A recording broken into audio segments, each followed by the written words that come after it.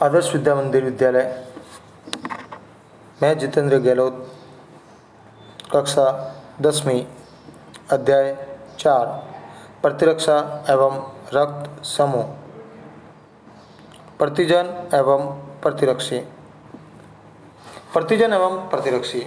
सामान्यतः बात करें प्रतिजन, वे बाहरी रोगाणु अथवा पदार्थ जो शरीर में प्रविष्ट होने के पश्चात बी लसिका कोशिकाओं को प्रतिरक्षी उत्पादक प्लाज्मा कोशिकाओं में रूपांतरित कर प्रतिरक्षी उत्पादन हेतु प्रेरित करता है तथा विशिष्ट रूप से उसी प्रतिरक्षी से अभिक्रिया भी करता है, उसे प्रतिजन कहा जा सकता है।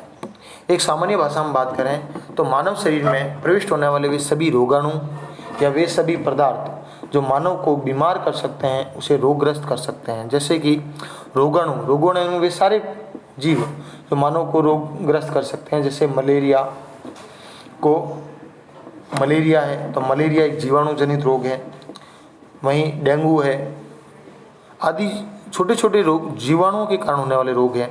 तो ये सभी इनमें जो जिनका जो जीव है वह रोगाणु है। वहीं जैसे कुछ पदार्थ खाने से कुछ व्यक्तियों को जैसे एलर्जी हो जाती है या उसको खाने से उसके शरीर में कई परेशानियां हो जाती है, तो वह पदार्थ भी उसके लिए प्रतिजन का कार्य करेगा, क्योंकि वह उसे बीमार कर रहा है, वह उसे रोगग्रस्त कर रहा है। और ये सभी जब मानव शरीर में प्रविष्ट करेंगे तो हमारा शरीर उनसे लड़ने के लिए उसके चारों ओर बी लसिका कोशिकाओं का घेराव करेगा। तो इन बी लसिका कोशिकाओं को घिराव करके प्रतिरक्षी उत्पादक यानी उन्हें प्रतिरक्षी बनाने के लिए उसे प्लाज्मा कोशिकाओं में बदलने का कार्य करता है, जिससे प्रतिरक्षी तंत्र का निर्माण करने हेतु उसे प्रेरित किया जाता है। अर्थात मानव शरीर को प्रतिरक्षी उत्पादन करने हेतु प्रेरित किया जाता है, बनाने के लिए उसे उत्साहित किया जाता है, जिससे विशिष्ट रूप से ही उससे ही प्रतिरक्षा से अभिक्रिया करते हैं। और अर्थात सभी प्रतिरक्षी बनने के बाद वे सभी बीमारियों से नहीं लड़ सकते हैं, जबकि विशिष्ट रूप से बनने वाले प्रतिरक्षी विशेष प्रतिरक्षी से ही अभिक्रिया करते हैं। जैसे कि मानव शरीर में यदि डेंगू से लड़ने की रोगग्रस्त क्षमता उत्पन्न हुई है तो वो केवल डेंगू रोग से ही लड़ सकती है। यदि उसे मलेरिया रोग हुआ है तो वही प्रतिरक्षी उसे लड़कर नष्ट नहीं कर सकते, क्योंकि उसके लिए उसे नए प्रतिरक्षी का निर्माण करना होगा और ये प्रक्रिया एक नए सिरे से प्रारंभ होगी। वहीं प्रतिरक्षी वह प्रोटीन है जो देह में उपस्थित यानी मानव शरीर में उपस्थित बी लसिका कोशिकाओं द्वारा किसी प्रतिजन से अनुक्रिया यानी किसी प्रतिजन से अभिक्रिया करके निर्मित होते हैं। अर्थात प्रतिरक्षी वह भाग है जो शरीर में उपस्थित किसी भी बी लसिका कोशिकाओं या प्रतिजन से अनुक्रिया के कारण बनते हैं। वह उस विशेष प्रतिजन से विशिष्ट रूप से संयोजित भी होते हैं, उनसे अभिक्रिया भी करते हैं और इस अभिक्रिया के फलस्वरूप वे संरचनात्मक विशेषता पर निर्भर होती है और प्रतिरक्षा तंत्र की सफलता हेतु आधारभूत आवश्यकता भी होती है। साधारण रूप से ये बाहरी रोगाणु अथवा पदार्थ होते हैं जिनका आणविक भार 6000 डाल्टन या उससे ज़्यादा हो सकता है। अर्थात वे सभी रोगाणु या पदार्थ जिनका आणविक भार 6000 डाल्टन से अधिक हो, वे मनुष्य को रोगग्रस्त कर सकते हैं, वे सभी प्रतिजन कहलाते हैं। इन प्रतिजनों का निर्माण प्रोटीन, पॉलीसेकेराइड, लिपिड या न्यूक्लिक अम्ल से मिलकर बना होता है। वहीं प्रतिरक्षी का निर्माण भी इन्हीं पदार्थों से मिलकर बना होता है। कभी कभी शरीर के अंदर के पदार्थ या कोशिकाएं भी, जैसे विषाणु संक्रमित या कैंसर ग्रसित कोशिकाएं भी प्रतिजन के तौर पर कार्य करती है। यानी मानव शरीर में पाई जाने वाली कुछ कोशिकाएं, जैसे जो व्यक्ति तंबाकू सेवन करता है या स्मोक करता है अर्थात सिगरेट पीने का कार्य करता है, तो उसके शरीर की बनने वाली कोशिकाएं ही उसके शरीर में प्रतिरक्षी का कार्य करती है।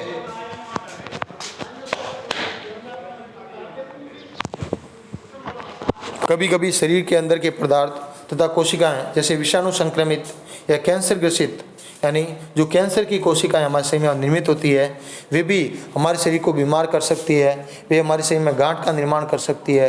तो इस प्रकार वे हमारे शरीर को बीमार करती है। इसलिए शरीर में प्रविष्ट होने के पश्चात प्रतिजन का सामना सर्वप्रथम स्वाभाविक प्रतिरक्षा प्रणाली से होता है और ये स्वाभाविक प्रतिरक्षा प्रणाली तत्पश्चात प्रतिजन विशिष्ट प्रतिरक्षा विधि को सक्रिय करते हैं और प्रतिजन विशिष्ट प्रतिरक्षी से संयोजित होकर प्रतिजन प्रतिरक्षी प्रतिक्रिया का कार्य भी करते हैं।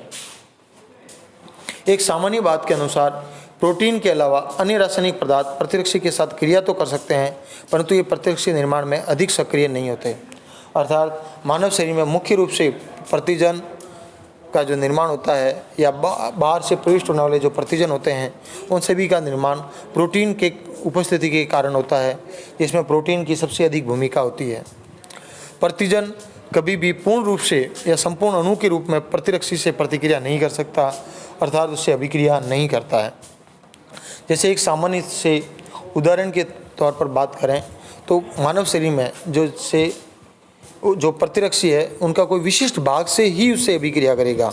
इसे समझने के लिए हम एक उदाहरण के रूप में कहते हैं, जैसे दो बैल आपस में लड़ते हैं, तो दो बैल जब आपस में लड़ेंगे तो उनका सिर से सिर नहीं टकराएगा, शरीर से शरीर नहीं टकराएगा, वरन वे केवल अपने दो सींगों के आधार पर आपस में युद्ध करते हैं, आपस में लड़ाई करते हैं। तो उसी प्रकार जब भी कोई प्रतिजन मानव शरीर में प्रवेश करेगा तो उसका संपूर्ण भाग मनुष्य के शरीर को बीमार करने के लिए कार्य नहीं करता।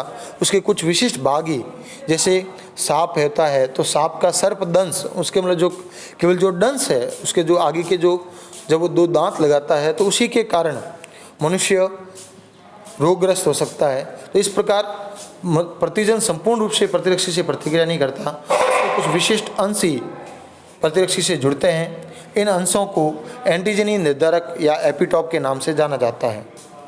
प्रोटीन में करीब 6 से 8 एमिनो अम्ल की एक श्रृंखला एंटीजन निर्धारक के रूप में कार्य करती है, और ये एंटीजनी निर्धारक एक प्रोटीन में कई एंटीजनी निर्धारक भी हो सकते हैं। इन संख्याओं को एंटीजन की संयोजकता के नाम से जाना जाता है। जैसे कि गाय के 2 सींग होते हैं तो उसकी संयोजकता 2 हो गई। उसी प्रकार जो नैरिस जो होता है, अर्थात मानव उदाहरण में कहें तो कानलाई नैरिस, उसके अंतर्गत 100 से अधिक पैर हो सकते हैं। वे पैर व्यक्ति को बीमार करने का कार्य करते हैं, तो उसकी एंटीजन की संयोजकता 100 हो गई। तो इस प्रकार अधिकांश जीवाणुओं में एंटीजन की संयोजकता 100 या 100 से अधिक होती है। सामान्यतः किसी भी विशिष्ट प्रतिरक्षा में प्रतिजन के विनाश की कार्यविधि, एक सामान्य से बात करें तो ये 4 चरणों में संपादित होने वाली प्रक्रिया है। सर्वप्रथम मनुष्य शरीर में जब एक प्रतिजन प्रवेश करेगा तो मानव शरीर इस बात का निर्धारण करेगा कि वह अंतर्निहित प्रतिजन है या बाह्यनिहित प्रतिजन है, अर्थात वह प्रतिजन शरीर के लिए उपयोगी है या शरीर के बाहर से आकर शरीर को नुकसान पहुंचाने का कार्य करेगा। जैसे कि हमारी लाल रक्त कणिकाओं पर पाए जाने वाले ए व बी प्रतिजन लाल रक्त कणिकाओं की सुरक्षा का कार्य संपन्न करते हैं, तो वह शरीर के लिए आवश्यक है। तो उनको नष्ट यदि किया जाएगा तो शरीर स्वतः ही बीमार हो जाएगा। इसलिए ये उनका विभेदन करते हैं कि वह शरीर के लिए आवश्यक है या नहीं, अर्थात अंतर्निहित प्रतिजन व बाह्य प्रतिजन में विभेद होगा। और उसके पश्चात जब उस शरीर इस बात को कंफर्म करेगा कि यह हमारे शरीर को नुकसान पहुंचा सकते हैं, तो उस समय हमारे शरीर में जितने भी एंटीजन निर्धारकों की उसकी संरचना है, अर्थात उसकी जो संयोजकता है, उस संयोजकता के अनुसार एंटीजनी निर्धारकों की संख्या के अनुसार उसके चारों ओर बी लसिका कोशिकाओं का घेराव होगा। ये बी लसिका कोशिकाएँ घेराव कर उस शरीर से प्लाज्मा का निर्माण करेगी।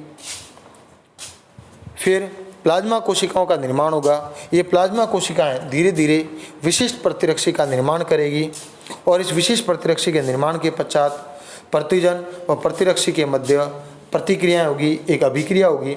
इस अभिक्रिया के फलस्वरूप कोशिका मध्यस्थ प्रतिरक्षा, अर्थात इन दोनों की भागों में जब अभिक्रिया होगी तो उसके बीच में प्रतिजन अर्थात बाहरी जीवाणु नष्ट हो जाता है। लेकिन यदि किसी कारणवश बाहरी जीवाणु नष्ट नहीं होता, उस स्थिति में मनुष्य रोगग्रस्त हो जाता है, मनुष्य बीमार हो जाता है। मानव शरीर में प्रतिरक्षी को हीमोग्लोबिन अर्थात संक्षिप्त में आईजी कहा जाता है।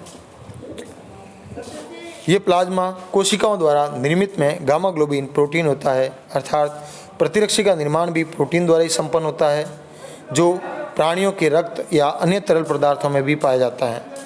प्रतिरक्षी प्रतिजन को पहचानने का कार्य करते हैं वहीं उनको निष्प्रभावी अर्थात उनको नष्ट करने हेतु उनसे अभिक्रिया भी करते हैं।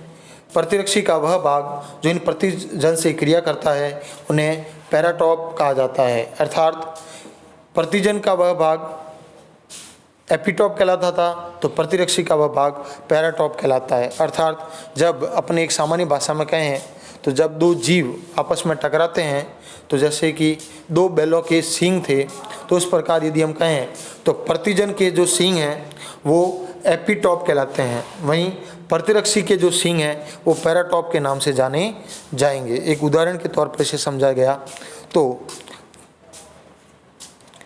प्रतिरक्षी के जो विशिष्ट भाग जो प्रतिजन से अभिक्रिया करता है अर्थात प्रतिजन से क्रिया करता है वो पैराटॉप के नाम से जाना जाता है। आज के गृह कार्य में प्रतिरक्षी किसे कहते हैं? दूसरा प्रश्न, प्रतिजन किसे कहते हैं? तीसरा, विशिष्ट प्रतिरक्षा में प्रतिजन के विनाश की कार्यविधि क्या है, समझाइए। अर्थात चित्र एपिटॉप किसे कहते हैं? धन्यवाद।